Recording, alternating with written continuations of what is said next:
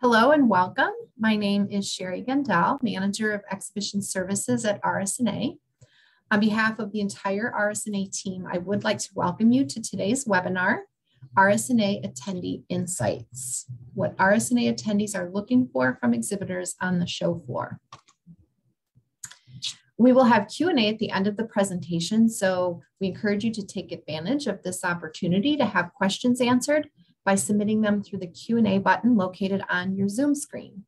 I would like to ask that you please only put your questions in the Q&A instead of the chat, so none of your questions get overlooked. We are, of course, happy to chat with you too, but we can find the questions easier if you put them in the Q&A.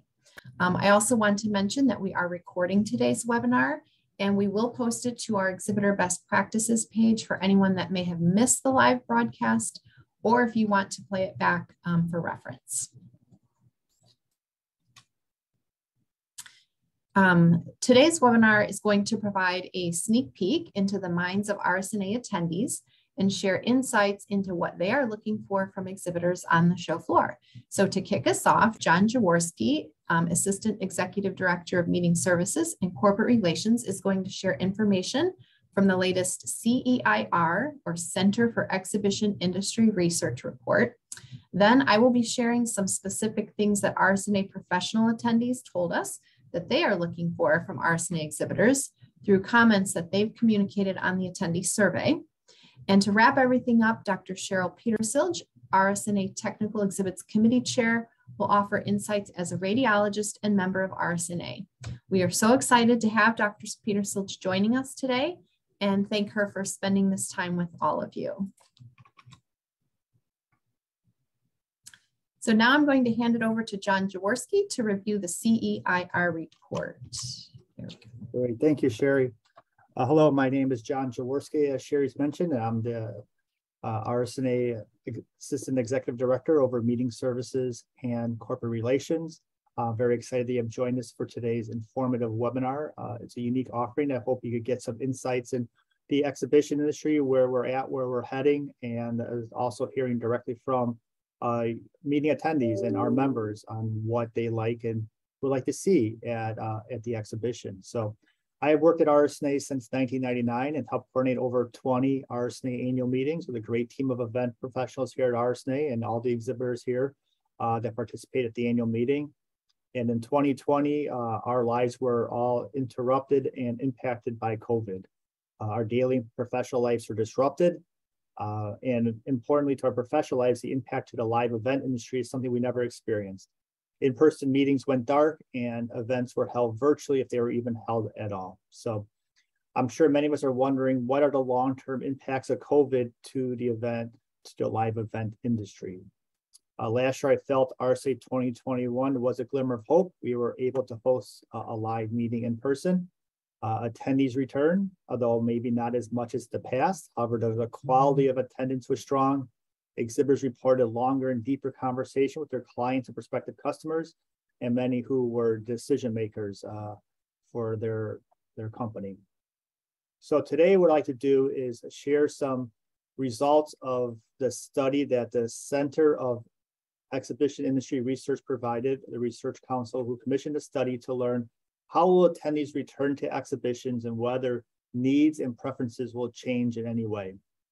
Do the marketing channels used during the pandemic foretell any temporary or permanent shifts to the channel usage moving forward? And how will the shifts impact the exhibition attendance? So the information that I will be presenting today is pulled from a 6-part CEIR Omnichannel Marketing Insights report. The focus will be focusing on part 2. Will attendees return back to B&B exhibitions and channels used by attendees to meet their business needs during the pandemic and outlook moving forward? So that information will be presented here today by myself. Next slide, please. And one more too. Thank you.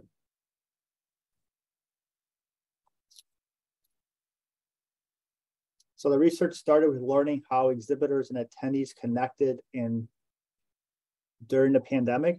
Not surprisingly, digital dominated. 80% of the attendees used digital solutions to connect with vendors. while 94% of exhibitors did the same using the digital technologies to connect with attendees. During that time, other marketing channels used were phone calls and direct mail. Not surprisingly, only 17% of exhibitors rated these channels as effective when helping achieve their top marketing and sales goals. Next slide, please. Moving forward, post-pandemic, exhibitors intend to exhibit again. 94% plan to exhibit. Many rediscovered the unique value of exhibiting, which could not be accomplished digitally. Many of these values included, the ability to have face-to-face meeting with prospects and customers. That was naturally missed during the pandemic. Ability to seize large number of prospects and customers in a short period of time. The benefit of a bunch of companies and exhibitors and attendees meeting in one spot could gather a lot of connections in a short period of time. Ability to meet with a wide variety of players face-to-face. We're all a community in one location. Chance for prospects and customers to interact with and experience products. So we missed the ability to show our products and have attendees navigate and play with them themselves, and the ability to demonstrate new products. So that's always a thing, is to launch new products and get feedback and learn from the customer on the benefits of these new products. Now at live events, objectives of marketers were to develop brand awareness, host new product promotions, and have interactions with prospects. So those are now the new top goals of marketers, which seems to be in line with previous, but they missed them during the pandemic. And sales managers are looking to connect with their customers, right? Gather leads, generate orders, and maintain relationships with prospects and customers. However, still 29% of exhibitors are looking for hybrid opportunities, since digital is here to stay. So some companies are still looking to connect with audiences virtually, because maybe there's a segment of the audience that may not come back to face-to-face, and they may find the efficiency and effectiveness of what they're trying to do still helpful in this area. And the good news out of all this is that not only did exhibitors miss the face-to-face interactions, attendees did too. They missed exhibitions. They gave high KPIs to exhibitions, nearly 50% KPI, which is high for exhibitions. And 95% of the attendees see the values of the exhibitions could not be fulfilled by other channels. They felt that the digital solutions were lacking as well too. As we all know, attendees do come with dual agendas. They come to see you, the exhibitors, interact with companies, and they're also there to learn. So they're there to keep up with industry trends and keep learning as well too. So both ranked very high from the attendees. The top reasons which attendees came to exhibitions, they said, was experience new technologies. They want to see and touch these products, interact with them, stuff they couldn't do virtually. They want to see new product introductions, such as product launches. They want to stay on a cutting edge. They want to know what's around the corner. They want to know how these new products can help their practices in the future. They want to maintain relationships with their suppliers and customers and talk to experts and learn from them. And again, attendees do come to learn. They want to keep up with industry trends. It could be in the classroom, it could be in a trade show floor, and they also want to network with their colleagues, professionally, and also their colleagues in the exhibition. Also, attendees have rated these needs very high with effectiveness of a trade show, nearly 90% effectiveness. They say that experiencing new technology is 88% effective in a trade show environment. Touching new products is 90%. Seeing new product launches is 90% effectiveness. Build connections with suppliers 89%, and talk to experts 92%. The value of face-to-face is definitely seen by attendees. After the pandemic, attendees may slightly change their approach to exhibitions. They may see, value certain items a little bit higher. They do see engaging products higher. Next slide, please. So they want to engage with your products. They find that as really important. They want to build relationships with the suppliers. They want to feel doing that face-to-face is stronger.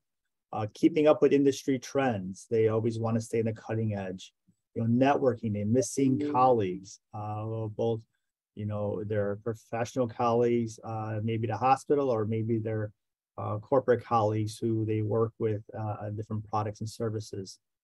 And we all miss coming back from a conference with a great new idea to implement in the office. You come to get inspired, you get motivated to do your job better, and stuff you learn from networking or seeing the trade show floor just inspires you to be better in your professional life.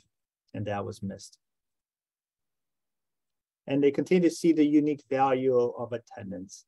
They like the ability to see a large number of prospects and suppliers over a short period of time, which saves their time in evaluating products, seeing the compared products easier. The opportunity to see and interact with new and existing products. So just be able to see that firsthand is always powerful.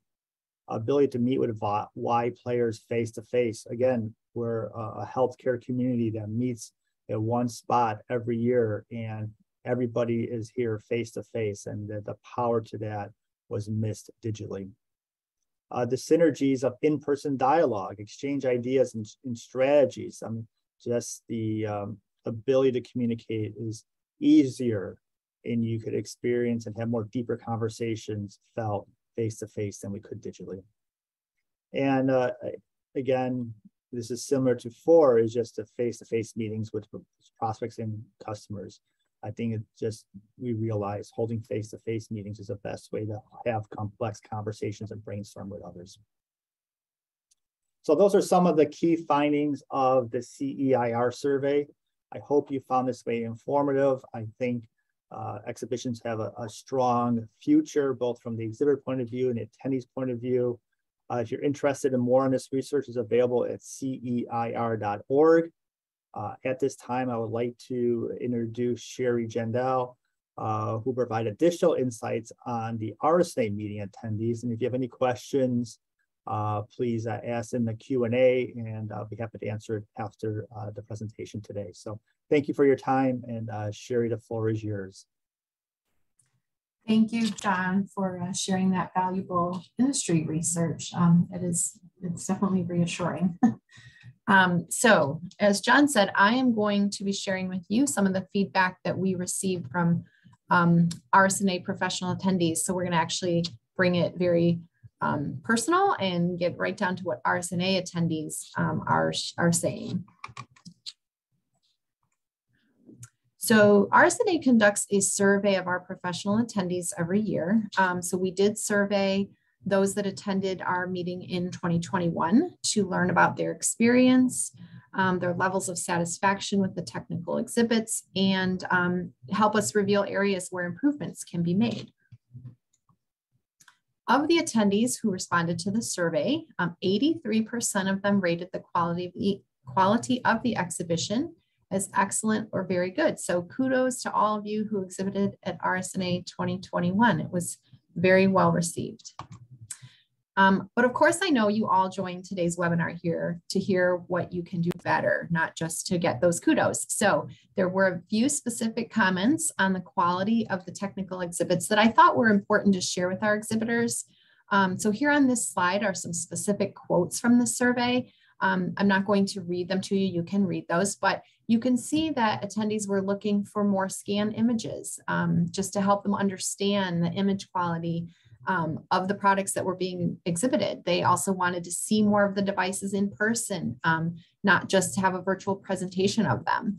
And lastly, they did feel that some companies limited the breadth of products that they physically brought to the exhibition. So basically, in a nutshell, Rsna professional attendees would really like to see more of your amazing products and devices in person. Here are, I actually have the wrong slide. Let's see, there we go. Here are some of the most frequent comments that we received on the one thing that the person responding said that they liked most about the technical exhibition. And this really kind of echoes what John's CEIR report shared, which was they really liked those face-to-face conversations with exhibitors. and being able to see products in person. They liked learning about the current and new and upcoming products. They really enjoyed that there was more space in the booths this past year. They liked seeing demonstrations of new innovations. They liked that hands-on experience if you offered that in your booth. And they said less attendees than usual induced more discussion and interaction with exhibitors. Interestingly, in the exhibitor survey that many or all of you responded to after RSNA 2021, you shared a similar sentiment that you really enjoyed having the opportunity to engage in more meaningful conversations with attendees at the meeting. So I think that this next statistic really ties in to and drives home that point that we all agree that one of the important benefits of an in-person meeting is that face-to-face connections that can be made.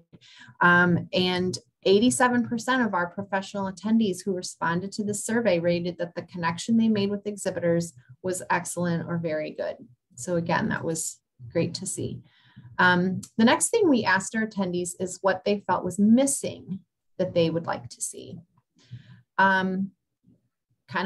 It's probably sounding repetitive now, but they wanted more hands-on experiences and they wanted to be able to see more equipment. And I'm sharing a couple specific quotes here that I thought were important. Attendees want to see as much of your equipment as possible, and they want to see the actual devices and machines, not just pictures of them.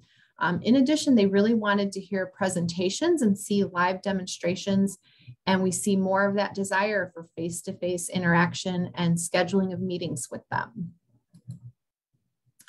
And then some more of the comments of things that they would like to see include content for every country, not only the USA, more multimodality equipment exhibits, advanced techniques, interoperability and standards across different AI solutions, and virtual reality and holographic exhibits. And then this specific quote that I pulled out of the survey kind of struck me, and it kind of summed up an interesting observation that perhaps there was a bit of hesitation to be bold as we all returned to that first in-person meeting after the fully virtual meeting of 2020. Understandably so. There was a lot going on last year, but I do think attendees are looking forward to seeing what's coming in the future, and they want you as exhibitors to show that in your booth. So now in this next section, I want to share some specific feedback on what RSNA attendees felt was missing from an exhibitor staffing perspective. Attendees want you to bring enough staff so your booth doesn't seem abandoned. They want your staff to approach visitors with more diligence and not just be talking amongst themselves. It makes them not feel that they can interrupt and maybe ask questions. Of course, we all want exhibitor staff to be polite and unbiased, but this was mentioned as a comment on the survey. They also want staff to show interest in selling and showing your new products, and they want to see passion and vigor about the products that they are showing to attendees. And this last item is, they want your staff also to offer help as they're looking over the products and services in your exhibit. If somebody looks a little like they have questions, approach them and offer that help. And then this last item is really more of a nice to have, and that's if you can have any staff members in your booth that can speak another language. I know that's not possible for all companies. RSNA is such a global event that it would be hard to have staff members that could converse with all of the languages that are represented. But if you have a customer base that's in a particular area of the world where a different language is spoken, you might want to consider having staff that can speak that language present in your booth at RSNA. And then these final pieces of staffing feedback include making sure you have the right people in your booth that are experts in the products that you're exhibiting so they can really speak to the capabilities and answer questions. And lastly, our professional attendees felt having feedback from actual customers and users of your products would be valuable. The final section of feedback on what RSNA attendees felt was missing is related to presentations and lectures.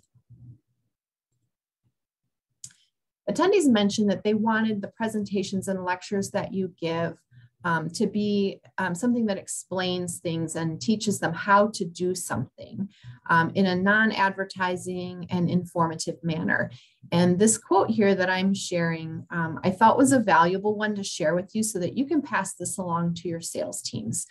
Attendees want you to take a more educational approach, teaching them how to use your product instead of just a hard sell. Of course, they know that you are there to sell your product, but the last part of this quote is key. This attendee stated, "If they don't make a connection with me regarding the usage of the product, I am not going to recommend that my hospital or clinic purchases the product." So I think that's great feedback for your sales team, and I hope you can work that into any pre-show training that you might do with your teams. And then this last bit of feedback on presentations and lectures is that they are looking for real life examples with more technical content, and they want to see patient data included. Lastly, they want you to include information on the availability of your new products in different regions around the world. And before I wrap it up and hand it off to Dr. Petersilge, I wanted to share one more quote from the attendee survey. It was more of a fun comment, but I actually have some exciting news that I can share related to it. This particular attendee said that they would like to see wine and cheese on the exhibit floor, which has never been allowed at RSNA. However, in case you missed the previous announcements, the RSNA Board of Directors recently approved the addition of a technical exhibits happy hour called Last Call at the Exhibit Halls. We're holding this event on Wednesday, November 30th from 2 o'clock to 4 o'clock p.m. And we will be promoting it to attendees in a lot of different ways, both leading up to the annual meeting and then on site during the meeting. Exhibitors will be able to offer small bites, including beer, wine, specialty cocktails, and non-alcoholic beverages. It is open to any exhibitor that wants to participate. So if you want to be part of this special event and one last opportunity to engage face-to-face with attendees, all you need to do is place an order with Savor using the special happy hour menu that's in the exhibitor service kit, and you can help make this attendee's wish come true. And now I'm going to hand it off to Dr. Cheryl Petersilge, who is a radiologist, RSNA member, and serves as the Technical Exhibits Committee Chair. Dr. Petersilge will be sharing some thoughts for you today from her perspective as a radiologist and professional attendee at RSNA. So please join me in welcoming Dr. Petersilge to our webinar today. Thank you, Sherry and Jeff. Some really great information on the history of the technical exhibits and what our attendees are looking for. Throughout both of your presentations, you can go to the next slide. I heard a lot about relationships, and that's really the focus of what I want to take a few minutes and talk about. And just so you know what perspective I'm coming at this from, I've had the great fortune to have quite a varied career, from an academic radiologist to an administrator in the radiology departments, as well as being involved in hospital administration. And then 4 years ago, I left and started a consulting firm, and my focus there is on enterprise imaging strategy. So what this tells you is that I've come at RSNA from a number of different perspectives. I've come as someone who's not engaged in decision-making at all early in my career, but somebody who really wants to learn and keep their finger on the pulse of what's going on. I've come as a decision influencer, and I'll call it a minor decision influencer and a major decision influencer in an organization as large as the Cleveland Clinic. I don't believe there's any one individual that can call themselves a decision maker. I actually also, when I was in private practice, not listed here, was managing partner of a teleradiology company, and we actually had a booth at RSNA. So I've also been an exhibitor with an N of 1. And then as part of my consulting activities, I do bring clients through for vendor visits. And so I really want to speak to the different perspectives that are going on. Next slide. Now, I do know we have a really varied audience, which I think is really great. We have a lot of the major players, I'll call it, that occupy thousands of square feet on the floor. And we also have some newer technical exhibitors. And I think the comments are really relative to everybody. And I want to point that out. So first, I want to talk about two different perspectives. So we're going to talk about the individual perspective. And there, I might have a different mission. One, I'm just exploring. I'm out there on that learning journey. Or I might be on a mission. I want to learn everything I can about bone biopsy needles. I'm a musculoskeletal radiologist. And so I have a mission of what I want to achieve. And the way I'm going to approach technical exhibits is very different depending on what my mission is. And the way you're going to successfully engage me is very different depending on what my mission is. And then last, I want to give a few minutes about my experience as a consultant guide for client vendor visits. Next slide, please. So as the individual, when I'm out there, you need to, I think, really try and get a quick pulse on what's my mission in the technical exhibits. Am I there to learn? Am I just exploring? And one of the things that I have found very useful with representatives that are in a booth is be creative with the way you approach me. And some of the techniques that I found most successful are asking me not what are you here looking for, what do you want to get, or have you heard about our latest blah, blah, blah, which is personally not going to be very enticing for me. But one question that worked really great was, so what have you found most exciting in the technical exhibits today? Has nothing to do with their booth. It's asking me my opinion, and everybody loves to talk about their opinion. So it's a really great way to engage someone and pull them in closer. And I've seen various different personalities in the booth. And if you have somebody that's more quiet and not engaging, they might be the most knowledgeable person about your business. But if they can't grab my attention, I'm not going to learn a lot about your visit. And I remember walking up to a booth last year that I kind of thought was completely different from what it was. And we wound up having quite a long conversation. And I learned a tremendous amount about their company. And I'd like to think that I gave them some insights as well. So you never know what you might actually learn from the visitor in your booth and their perspective. So I would say be really open to learning about the person that's coming to your booth. And I think that's really possible because, as they said, a lot of times there are people in your booth that are engaged with each other rather than people who are attending RSNA. The other thing with be authentic, there's been several mentions of having lectures and educational sessions within your booth, which I think is really phenomenal. And me personally, I want somebody that I can relate to, that I see as a subject matter expert that I'm going to be happy to talk to afterwards. I've seen some professional presenters, and man, they are absolutely amazing and very polished. I personally don't relate as much to those people. It's like they're reading a script to me. I want a more personal and a more interactive type of session. So I think that's something to keep in mind as you're planning what activities are going on in your booth. And it could be, I'll admit if I'm saying some things, but it could be anyone from your team that does these presentations, or I've been in booths doing presentations. And I think people can really relate to individuals that they know have the experience and the knowledge behind the presentation that they're giving. So I think what you need to do is when somebody comes up, you need to get to know them as a person and maybe quickly ferret out where on that spectrum are they? Are they just walking around learning?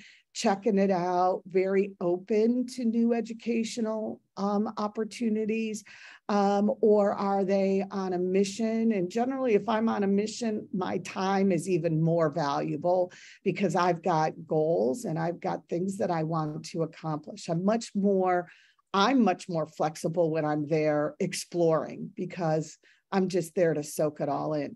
So I think that's the first thing when approaching somebody that comes to your booth, is figuring out what their goals are. Next, I want to talk about the client visit. And this also, next slide, please, Sherry, also applies to sort of the mission-oriented visit, especially if I were to make an appointment. And the first thing we're going to start with is get an agenda. Really know, why are these people coming to your booth? And when you're there with clients, there are very specific items that they are looking for. And I generally will send a list of questions and things that we are looking for. And let's just take enterprise imaging. If I come and tell you, and I'm making this up, that we're there looking for a V&A only, please don't try and sell me on your universal viewer. Because that's not what I'm interested in at the moment. And that is something that tells me you're maybe not listening to me and you're maybe more interested in the sell. And that's not what we're there for. And the first thing I would say when we bring clients into your booth is that relationship building starts immediately. And I've had clients where the vendor relationship accounts for a huge piece of their decision making. And if you can't start giving me dedicated time and attention and responding to my needs when we're in this dating phase, what's going to happen when we've entered into a long-term relationship? And that's how I would look at it. And then along with that, tailor your presentation. And there's a real fine line here. And I'll tell you, last year I saw everything from, all right, we're going to sit you down in this auditorium we've built and we're going to go start and we're going to just go through the demo that we've prepared for every single group that's going to walk through there. Again, that's not really tailored to my needs. Might take some of my time on items that I'm not interested in and may not get to some of the more detailed items that are really going to be my decision-making points. But you don't want to get so far into, here's question number one, here's the answer. Here's question number two, here's the answer. So you've got to really walk that fine line, but really tailoring is really very critical. Have the demos planned. There's nothing worse than walking into a booth and with an appointment to 10 people and have them go, oh, let me see if there's a station available for us. I don't mind if you say, oh, the station that we're going to work at, that group is still going. Can we wait a few minutes? Yeah, that happens because hopefully if I still have questions, we're going to run over. But standing there, running around, not sure what you're going to do with me once I hit the booth, again, isn't the best way to build a relationship. And so I would really recommend that. And last year was really tough because I know people came with skinny down booths because we really weren't sure what was going to happen, right? We weren't sure if it was maybe even going to get canceled. We weren't sure what the attendance was going to look like. So you got to look at that cost benefit ratio. And I think that's true, but I think coming up this year, hopefully, as some of the comments said, we've moved past that. And the other thing is, you know, we've had times where, yeah, your guy didn't get here yet. He's still sitting in some airport somewhere else a mile away. And that's probably the more likely challenge we're going to have this year, given what's going on with airline travel.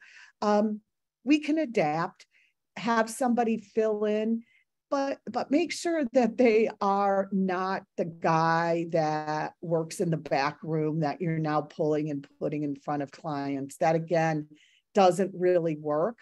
I don't know what to tell you to do to answer that dilemma, but again, you want to put your best foot forward. Frequently check in with your audience, and this is something that I would say is feedback I would give to any vendor when you're doing a demo. Sometimes I feel like the person giving the demo doesn't even breathe. They just hit the button and they go, and they just keep going. And, you know, I don't want to be rude, but sometimes I literally have to, you know, please, can I interject a question here? I think the demos are much more successful when you frequently check in with the audience, like maybe, I don't know, every 5 minutes, maybe even more frequently, that to create a dialogue rather than a one-way discharge of information. I don't think that's what you want. That personally doesn't resonate with me. And it doesn't let you know, are you hitting the mark with me, or am I completely glossed over and I'm looking at my emails? So I think you really need to check in and engage with your audience. And I say that for any demo in any situation, even if it's remote. To me, that is really key, and one of the things I'd like to tell everyone who gives a demo. And then the last thing, follow up with intent. Maybe I came with questions that the person doing the demo doesn't know, or I've unexpectedly asked about a piece of software or workflow that you're not the expert on.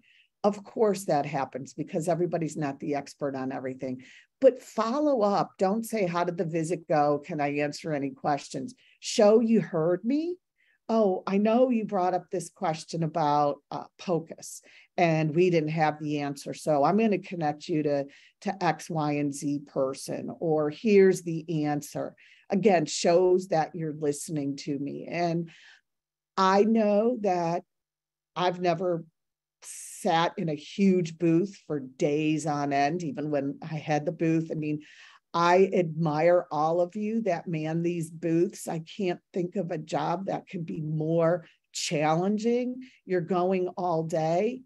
But when I'm interacting with you, the whole world should really be focused on me. That's the experience that you want to create for these client vendor visits, or even for my individual visit when I've made an appointment to let you know that I'm interested. And that appointment might even be, I stopped by your booth, I got really interested, and everybody was really busy, and they say, oh yeah, we've got an opening tomorrow at 2:00.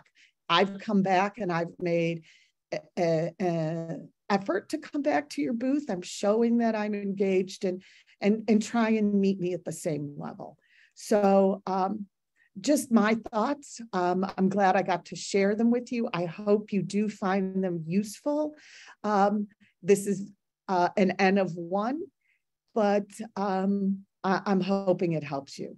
And we're happy to answer any questions. I do see there have been some comments about, Sherry, I see you're going to answer that question as well about whether we're going to share the slides. So I'll turn it back over to you. Sure. Thank you, Dr. Petersilge, for so many wonderful insights and that valuable perspective. It's just really fascinating to hear. So yes, we'd like to open it up now to some Q&A. I do have a couple that I will read first, and then if you want to put your questions in for any of us, that would be great if you can do that now. A couple people have asked if they can get a copy of the presentation, if we'll be sharing the slides and the recording, and yes, this is all being recorded, and the slide deck will be shared along with that recording.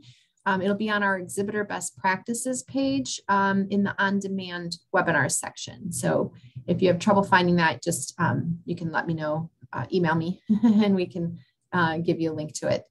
And then Haley asked, were the quotes shared common thoughts amongst many respondents? And what I can say to that, Haley, and the rest of you listening, is our our team that puts together our survey goes through all the comments and they will bucket them. So if it's a similarly worded sentiment, they will bucket it and they will list that as a comment. And sometimes they'll share like, X number of people basically shared this same comment.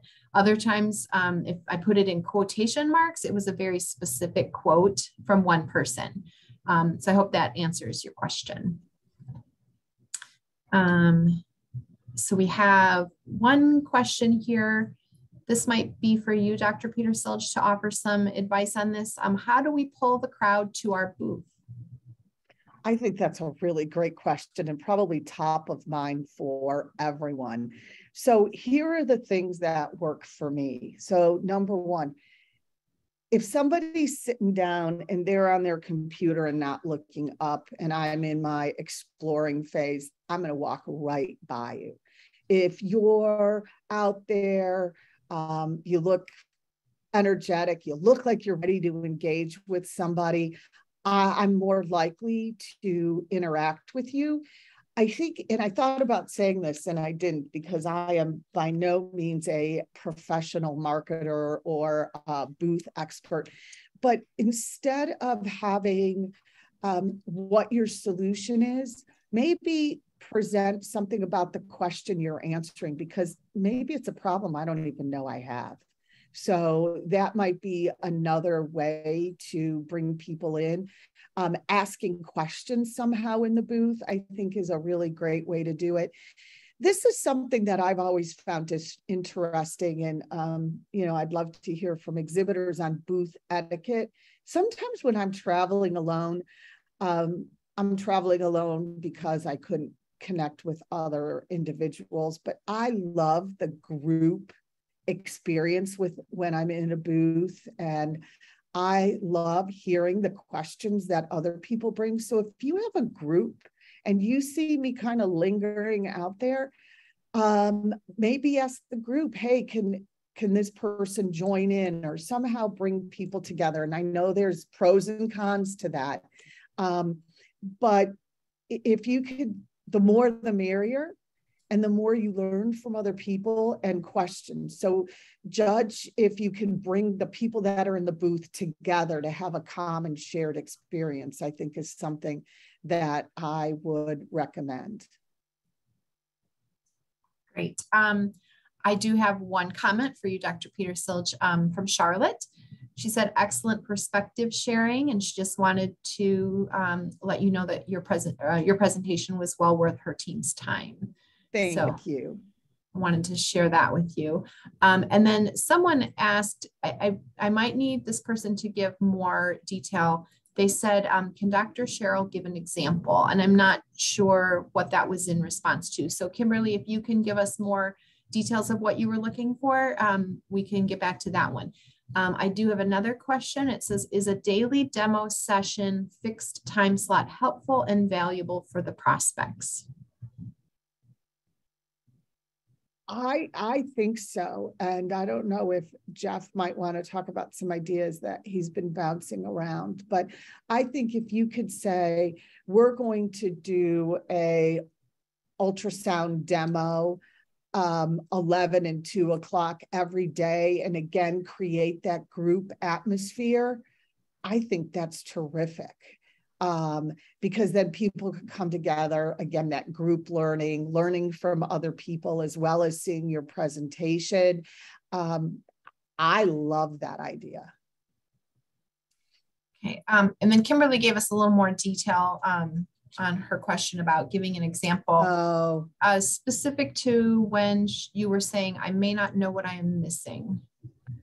I think that was in regards to asking questions like, did you know that 30% of lead aprons fail their yearly exam?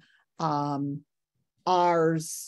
never fail. Something like that. Like that would be something I don't know. You're giving me a piece of information, and I might want to explore that further. When I was the radiation safety officer, that was certainly something that was going to be interesting to me. Or 30% that pass internal exams fail more stricter testing, or something like that. That would tell me there's maybe a problem I don't know I have, that would get me to come into your booth and discuss that problem with you further. And then you could tell me what your solution is.